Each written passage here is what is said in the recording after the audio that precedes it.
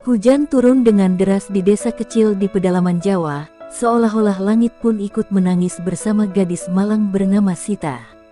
Ia berdiri di depan sebuah gubuk reot, tubuhnya menggigil oleh dinginnya malam dan luka-luka yang baru saja ia terima. Bekas pukulan dan cakaran di lengannya masih perih, namun yang lebih menyakitkan adalah luka di hatinya, luka yang tak terlihat, tetapi begitu dalam. Sejak orang tuanya meninggal dalam kecelakaan perahu di sungai 3 tahun lalu, dunia Sita berubah menjadi neraka. Setelah kematian ayah dan ibunya, Sita yang baru berusia 10 tahun harus tinggal bersama paman dan bibinya. Awalnya, ia berpikir mereka akan menggantikan kasih sayang kedua orang tuanya. Namun, yang ia dapatkan hanyalah penghinaan, makian, dan siksaan setiap hari. Bibi Ratmi, seorang wanita gemuk dengan wajah keras, selalu memperlakukannya seperti pembantu. Setiap pagi sebelum matahari terbit, Sita sudah harus bangun untuk memasak, mencuci pakaian, dan membersihkan rumah, sementara sepupunya yang sebaya dengannya tidur nyenyak di dalam kamar. Jika pekerjaannya dianggap kurang memuaskan, cambuk rotan yang berbicara. Paman Karso, yang seharusnya melindunginya, bahkan lebih kejam. Ia seorang pemabuk yang sering pulang larut malam dengan bau arak menyengat. Ketika sedang marah atau kalah judi, Sita yang menjadi pelampiasan. Tamparan dan tendangan sudah menjadi makanan sehari-harinya. Tidak ada seorang pun di desa yang peduli. Mereka hanya menutup mata, seolah-olah penderitaan Sita bukanlah urusan mereka. Ia hanyalah seorang anak yatim piatu yang dianggap membawa sial. Sita sering menangis dalam diam, merindukan sentuhan lembut ibunya dan dekapan hangat ayahnya. Dalam mimpi, ia selalu melihat mereka tersenyum, mengulurkan tangan seakan ingin mengangkatnya dari kegelapan yang kini mengurungnya. Namun setiap kali ia terbangun, kenyataan kembali menghantamnya, bahwa ia sendirian, tak ada yang bisa ia andalkan. Setiap hari, ia hanya berharap bahwa besok akan lebih baik, meski jauh di dalam hatinya, ia tahu harapan itu hanyalah ilusi. Pada malam itu, penderitaannya mencapai puncaknya. Sita terlambat menyiapkan makan malam karena tubuhnya terlalu lelah setelah bekerja seharian di ladang. Amarah Bibi Ratmi meledak, dan tanpa ampun, wanita itu mencengkeram rambutnya lalu membenturkan kepalanya ke dinding bambu. Paman Karso yang sedang mabuk ikut naik pitam, mencambuknya berkali-kali hingga tubuhnya roboh ke tanah. "Kau ini benar-benar tak berguna," teriak bibinya dengan suara penuh kebencian. "Lebih baik kau mati saja." Sita menggigit bibirnya untuk menahan tangis. Ia sudah tidak bisa lagi merasa sakit secara fisik. Yang tersisa hanyalah kehampaan, luka yang telah mengeras oleh waktu. Malam itu, saat mereka akhirnya masuk ke kamar, meninggalkannya terbaring di lantai dengan tubuh gemetar, Sita membuat keputusan besar dalam hidupnya. Ia tidak bisa tinggal di rumah ini lagi. Ia tidak bisa menunggu lebih lama untuk mukjizat yang tak pernah datang. Ia harus pergi. Dengan tubuh lemah dan penuh luka, ia merangkak menuju pintu belakang. Ia tidak membawa apapun, hanya pakaian yang melekat di tubuhnya. Angin malam menusuk kulitnya saat ia melangkah keluar dari gubuk itu untuk terakhir kalinya. Tanpa menoleh ke belakang, ia berlari ke arah hutan di ujung desa, sebuah tempat yang selama ini dianggap penuh bahaya dan dihuni oleh makhluk-makhluk tak kasat mata. Tapi bagi Sita, hutan adalah satu-satunya tempat yang tersisa. Jika takdir ingin membawanya menuju kematian, ia tidak akan menyesal. Setidaknya, ia tidak lagi berada dalam genggaman paman dan bibinya. Langkahnya semakin cepat, kakinya terluka oleh ranting dan batu tajam. Namun, ia tidak peduli. Ia terus berlari, masuk semakin dalam ke dalam gelapnya hutan, meninggalkan dunia yang telah menghancurkannya. Yang ia tahu, ia tidak akan kembali. Dan di tempat yang paling sunyi, di tengah gulita malam, takdir baru Sita telah menantinya. Langit malam tampak muram, awan hitam menggantung berat, menutupi sinar bulan yang seharusnya menjadi penerang langkah Sita. Nafasnya tersengal, tubuhnya gemetar karena kelelahan dan dinginnya malam. Hutan di depannya menjulang gelap dan menakutkan, dahan-dahan pohon seolah merentangkan tangan, siap mencengkeram siapapun yang berani masuk. Penduduk desa selalu mengatakan bahwa hutan ini terkutuk, dihuni oleh roh-roh jahat dan makhluk-makhluk yang tidak boleh diganggu.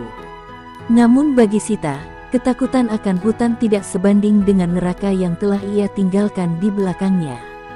Ia melangkah masuk ke dalam hutan, menembus semak-semak yang tajam dan menyakitkan.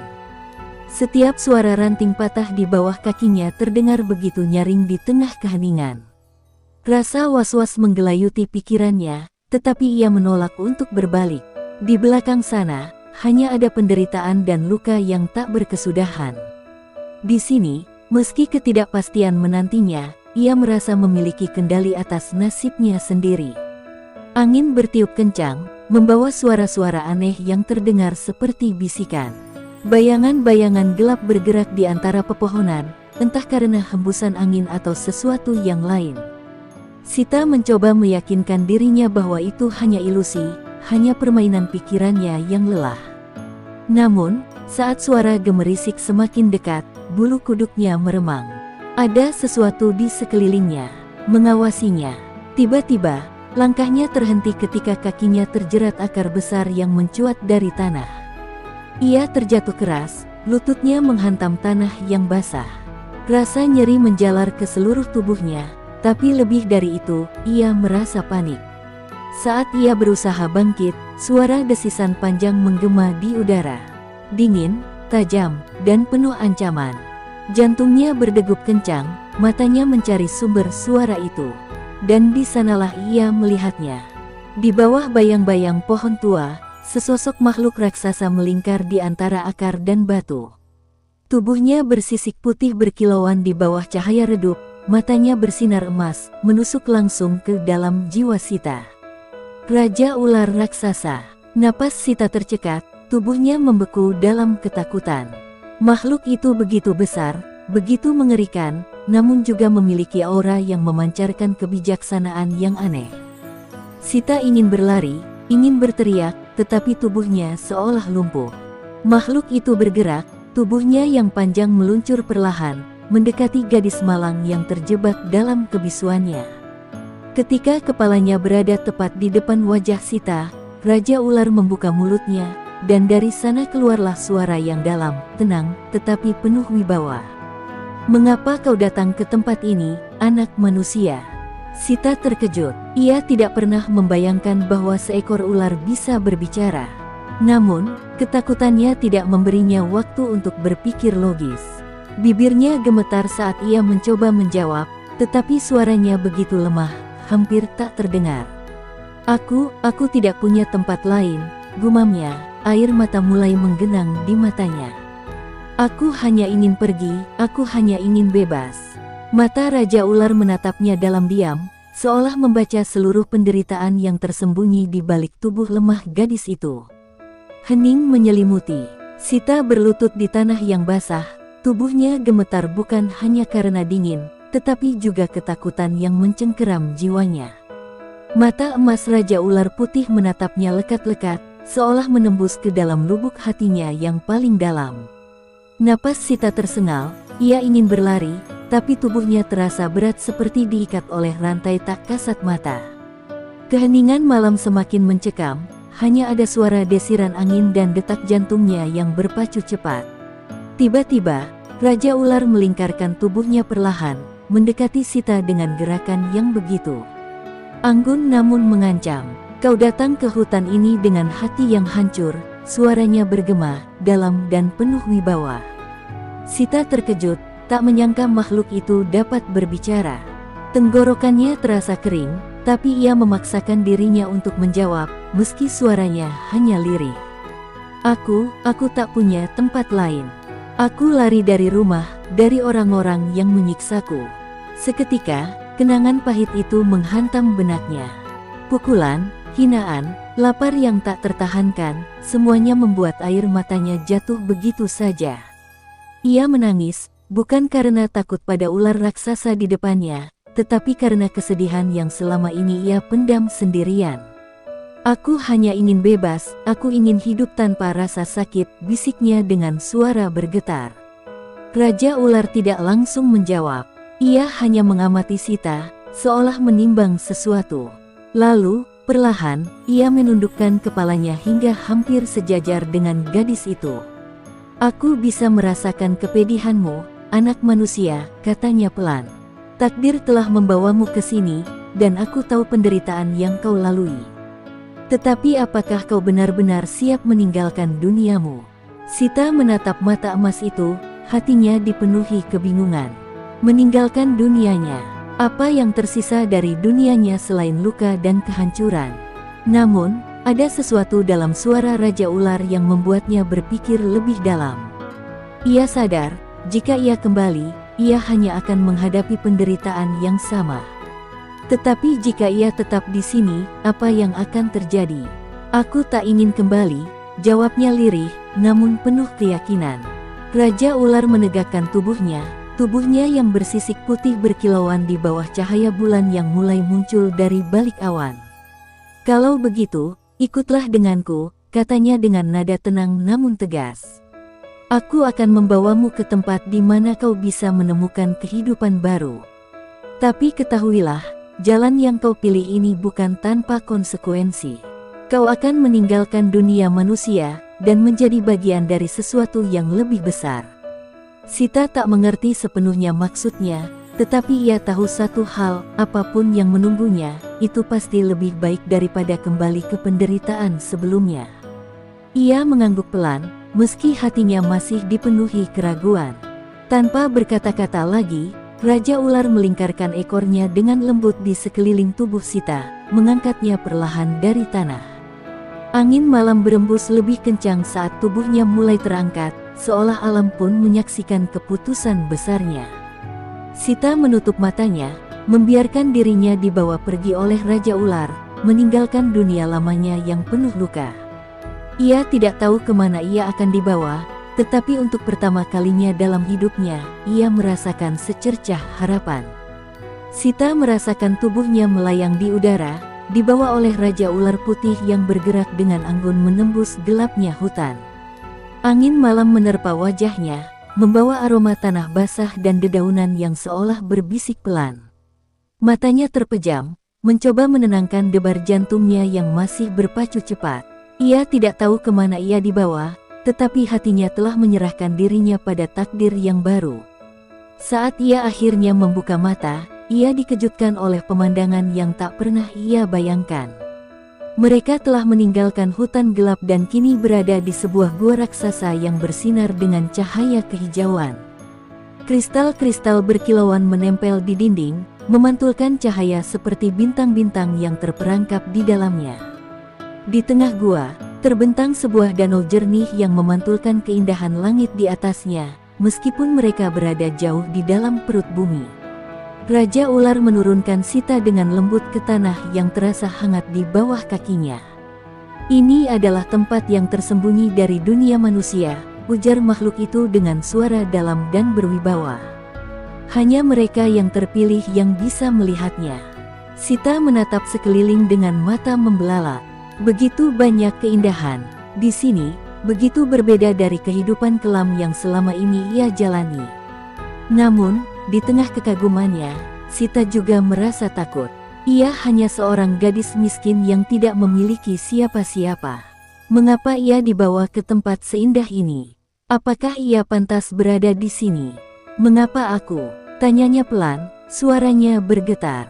"Mengapa kau membawaku ke sini, Raja Ular?"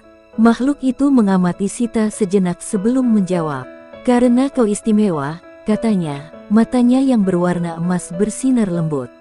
"Aku bisa merasakan luka dan kesedihan yang telah lama mengendap dalam jiwamu. Kau bukan manusia biasa, Sita.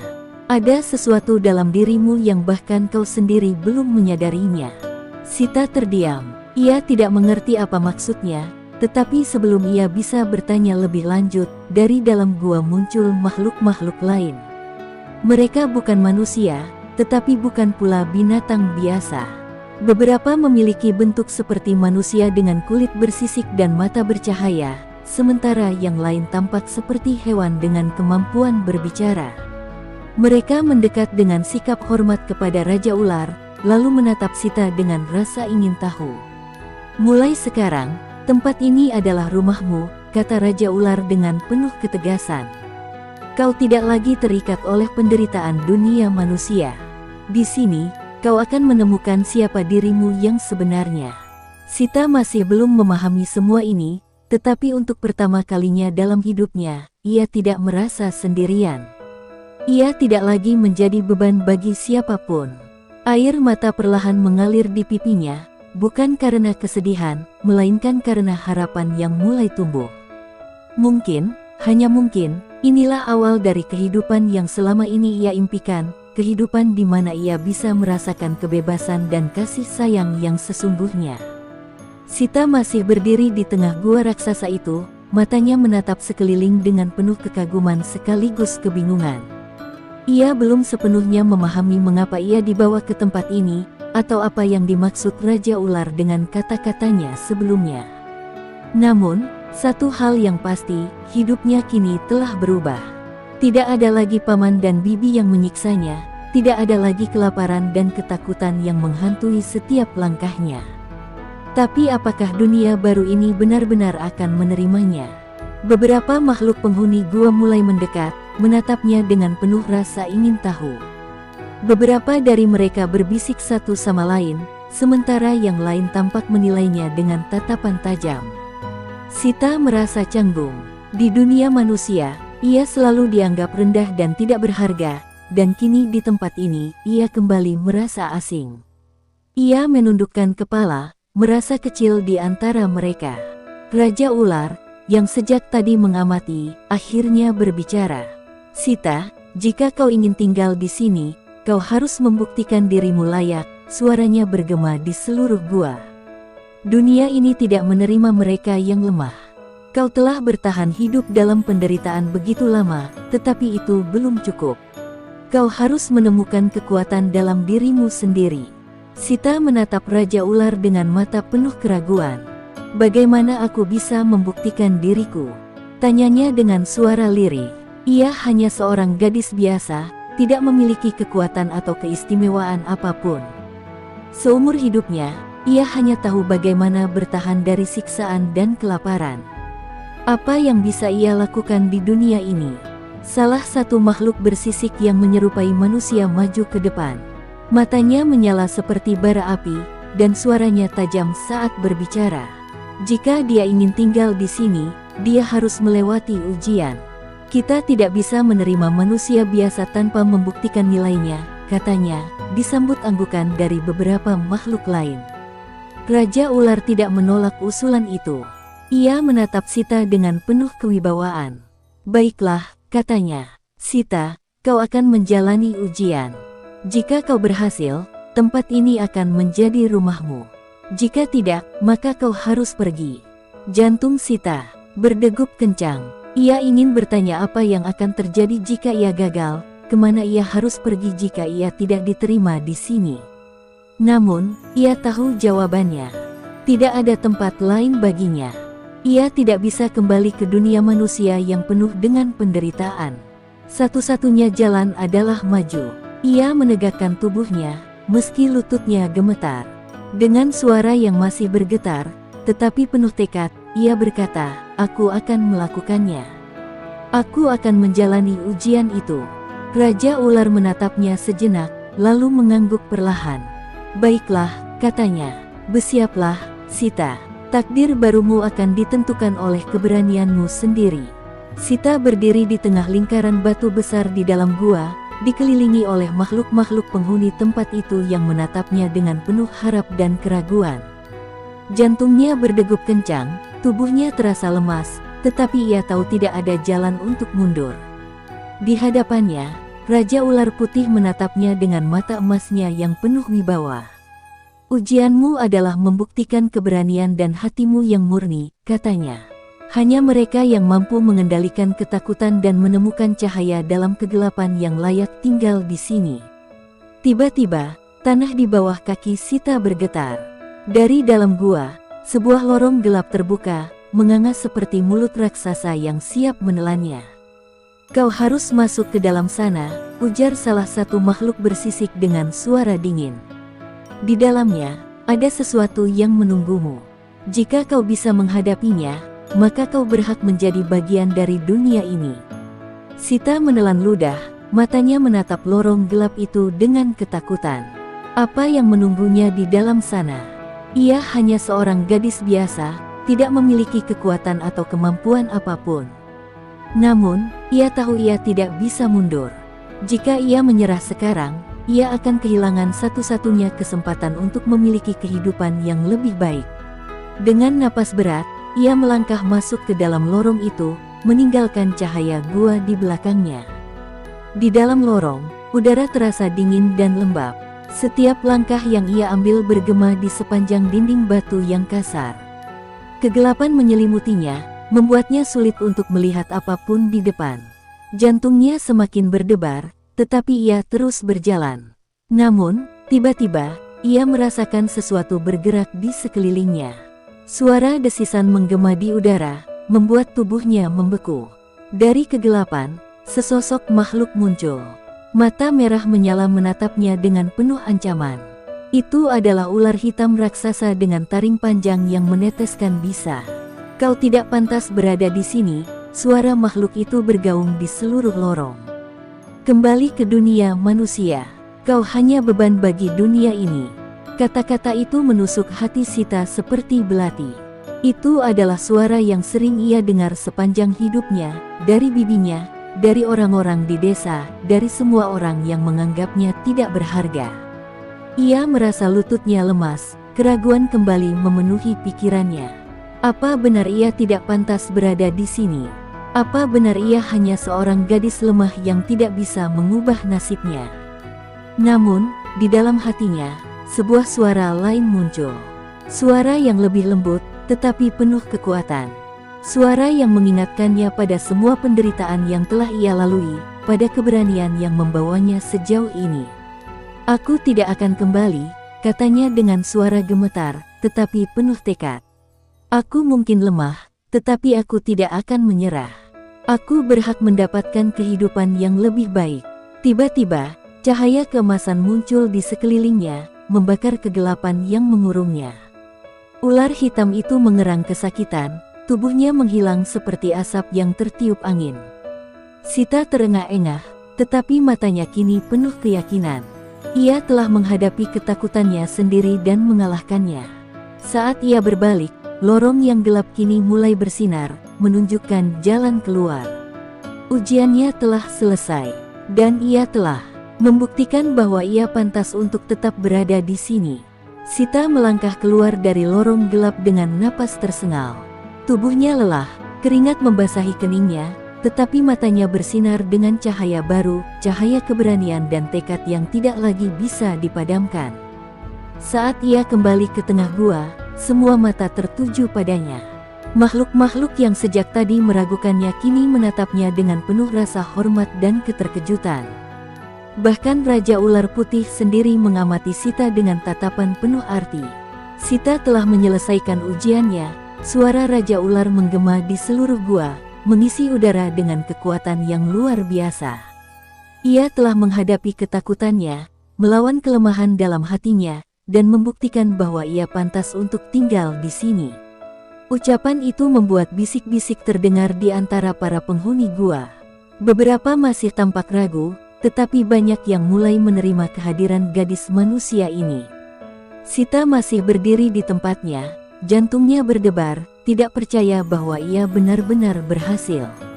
Aku melakukannya, gumamnya pada dirinya sendiri. Ia telah mengalahkan kegelapan yang selama ini menghantuinya, bukan hanya ular hitam yang ada di lorong itu, tetapi juga suara-suara yang selalu merendahkannya sepanjang hidupnya. Kini, ia tidak lagi sama. Ia bukan lagi gadis lemah yang hanya bisa menerima perlakuan buruk dari orang lain. Raja Ular melingkarkan tubuhnya mendekati Sita, lalu menundukkan kepalanya sedikit, sesuatu yang belum pernah ia lakukan sebelumnya. Kau telah membuktikan dirimu, Sita, katanya dengan nada lebih lembut. Mulai sekarang, kau adalah bagian dari dunia ini.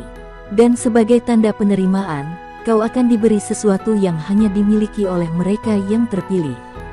Sita menatapnya bingung, Tetapi sebelum ia sempat bertanya, Raja Ular membuka mulutnya, dan dari dalamnya muncul cahaya putih berkilauan. Cahaya itu melayang mendekati Sita, hangat dan menenangkan, seolah menyelimuti tubuhnya dengan kehangatan yang belum pernah ia rasakan sebelumnya. Saat cahaya itu menyentuh dadanya, sesuatu dalam dirinya berubah. Ia merasakan kekuatan mengalir dalam darahnya, sesuatu yang asing namun terasa seperti bagian dari dirinya sendiri. Perlahan, ia melihat tangannya berpendar lembut, ada simbol berbentuk sisik ular yang muncul di pergelangan tangannya. "Apa ini?" tanyanya dengan suara bergetar. Raja Ular tersenyum samar. "Itu adalah anugerah dari dunia ini," katanya. "Kau kini memiliki kekuatan yang berbeda dari manusia biasa.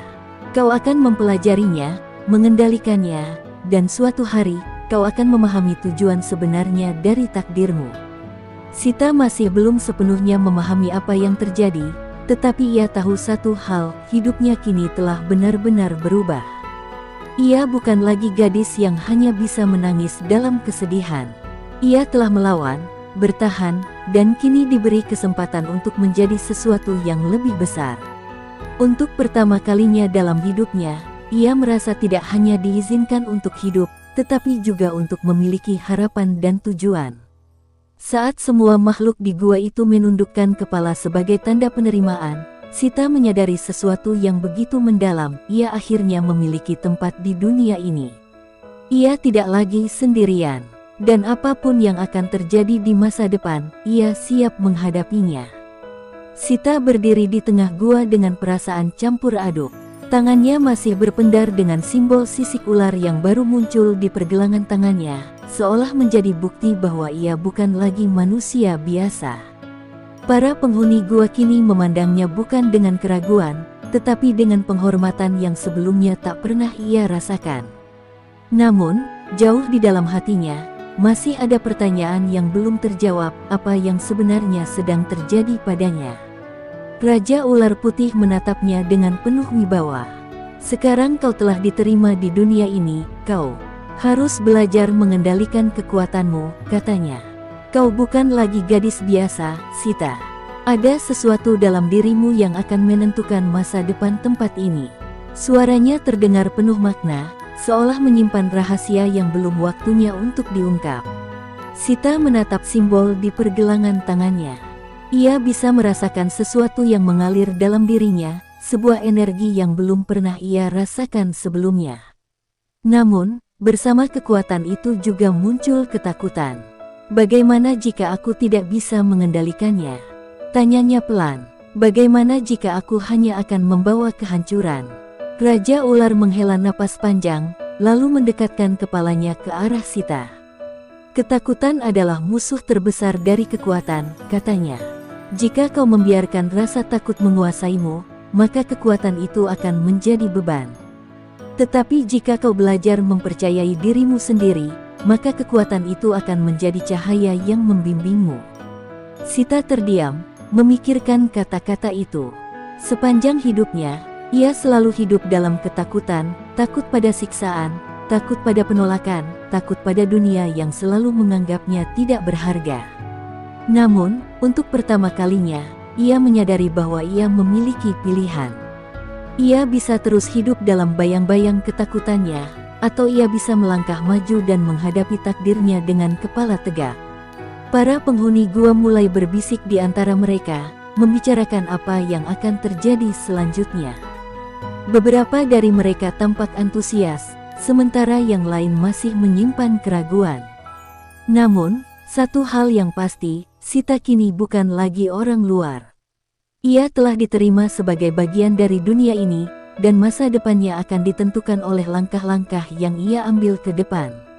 Raja Ular melingkarkan tubuhnya perlahan, matanya yang berwarna emas menatap Sita dengan penuh arti. "Mulai besok, kau akan mulai belajar," katanya. "Akan ada banyak rintangan di depan, tetapi aku percaya kau akan menemukan jalanmu." Sita mengangguk pelan, meski di dalam hatinya masih banyak ketidakpastian. Namun, satu hal yang ia tahu pasti, ini bukanlah akhir dari perjalanannya. Ini baru permulaan dari sesuatu yang jauh lebih besar. Dengan tekad yang mulai tumbuh dalam hatinya, ia bersumpah pada dirinya sendiri bahwa ia tidak akan menyia-nyiakan kesempatan ini. Tidak lagi. Pagi pertama di dunia barunya terasa berbeda bagi Sita.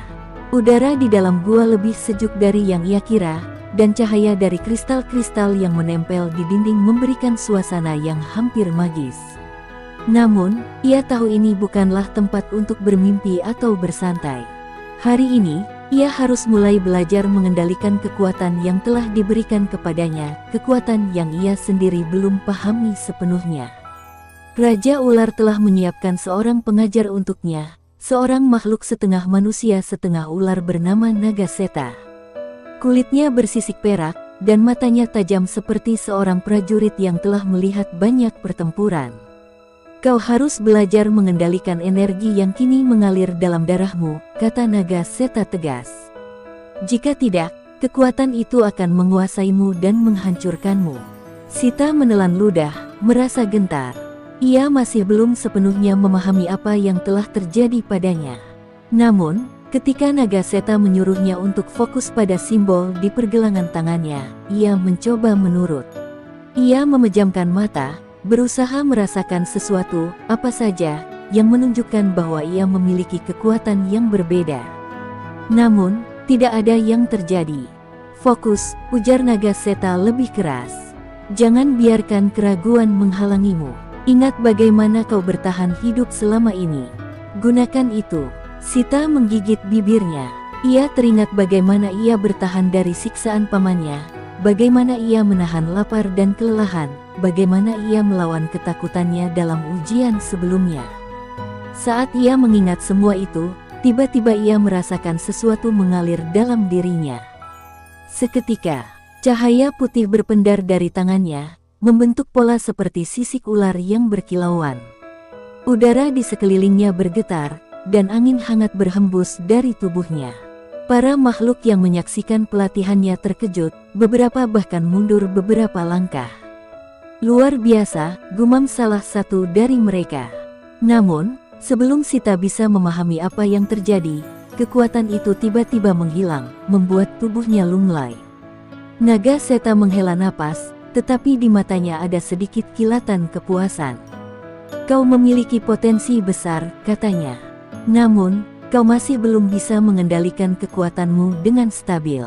Ini baru awal. Sita mengangguk, meskipun napasnya masih terengah-engah.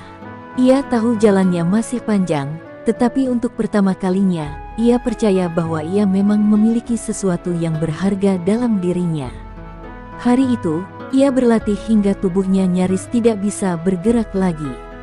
Ia jatuh berkali-kali, membuat kesalahan, bahkan hampir kehilangan kendali atas kekuatannya. Tetapi setiap kali ia gagal, ia bangkit kembali. Ia menolak menyerah. Ia telah diberi kesempatan untuk mengubah hidupnya, dan ia tidak akan menyia-nyiakannya. Saat malam tiba, Sita duduk di dekat sebuah kolam kecil di dalam gua, menatap pantulan wajahnya di air. Ia melihat seseorang yang berbeda dari gadis malang yang dulu selalu diperlakukan buruk. Ia kini adalah seseorang yang memiliki kekuatan, harapan, dan kesempatan untuk menemukan tujuan hidupnya. Dan meskipun jalan di depannya masih penuh dengan tantangan, ia siap untuk menghadapinya. Hari-hari berlalu, dan pelatihan Sita semakin intens. Setiap pagi, ia bangun sebelum fajar menyingsing, berlatih di bawah pengawasan Nagaseta.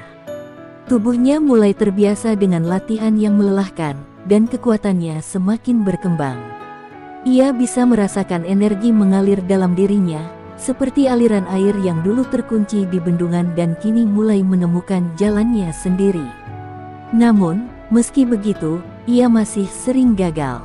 Ada saat ketika kekuatannya melonjak tak terkendali, membuatnya hampir melukai para penghuni gua yang sedang mengawasinya. Kekuatan itu bukan hanya tentang besarnya daya yang bisa kau keluarkan, kata Nagaseta suatu hari, setelah Sita hampir menghancurkan sebuah batu besar dalam latihan. Tetapi tentang bagaimana kau bisa mengendalikannya dengan kebijaksanaan.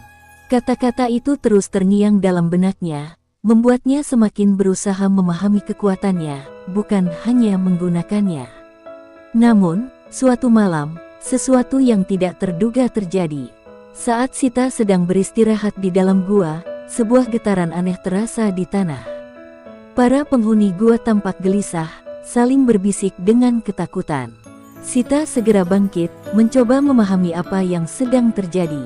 Lalu, dari kejauhan, terdengar suara desisan mengerikan, suara yang lebih dalam dan mengancam daripada suara Raja Ular. Tiba-tiba, seorang prajurit ular berlari masuk ke dalam gua dengan wajah panik. "Raja Ular!" serunya. "Mereka datang!" Suasana langsung menjadi kacau. Para makhluk bersisik yang tadinya tenang kini terlihat cemas.